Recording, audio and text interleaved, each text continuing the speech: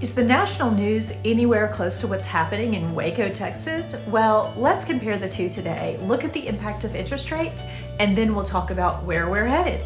As you can see, Waco's total listing count is higher than the national average, and you'll notice that Waco was still a little COVID-stricken last summer when our trend was lower, explaining why Waco home prices continued to appreciate even though the national headlines were screaming declines. However, we've been more than catching up here. Though still not enough to push the inventory levels into a buyer's market, as you can see here in the median months of inventory, we're still below that 3-month mark. And this explains why Waco always feels a little backwards. Well, I kind of favor the slow and steady wins the race, and I quite appreciate the pace of life we have here in my hometown of Waco, Texas. But okay, let me show you what the impact on interest rates have been on home prices, because some of you sellers out there are watching this with your arms crossed against your chest. A lot of this slower traffic trend starting the end of May and continuing on through January could be thought of or seen as seasonal until you look at the difference in the March of 2023 on the right side of the graph compared to March of 22.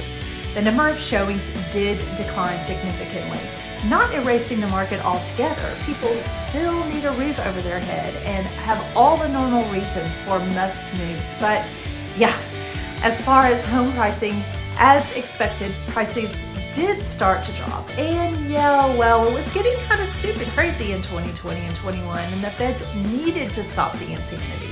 Can you imagine where home prices would be now if the feds had not put the kibosh on the rates? I don't even want to think about it. So how did this turn out in Waco? Well, the median days on market graph shows that as the number of home shoppers declined, the days it took a home here to sell increased. And here lately, the days on the market have been much higher than the national average.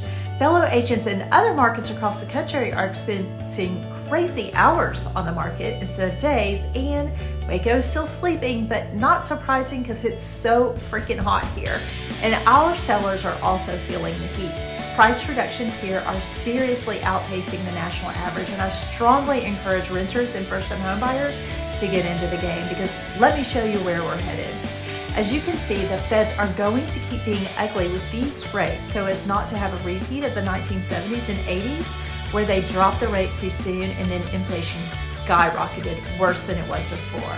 So while the feds rates always do come down as inflation does, don't expect them to get in a hurry.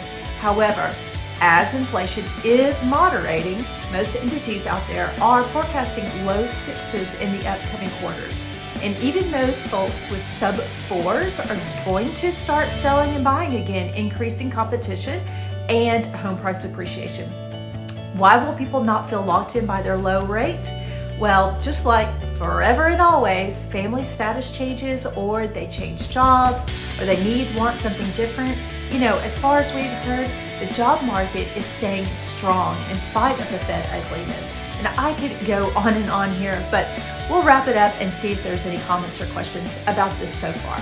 Please subscribe and drop me a line. I'm Cristi McGowan, broker owner with the Next Home Our Town. Thanks for watching.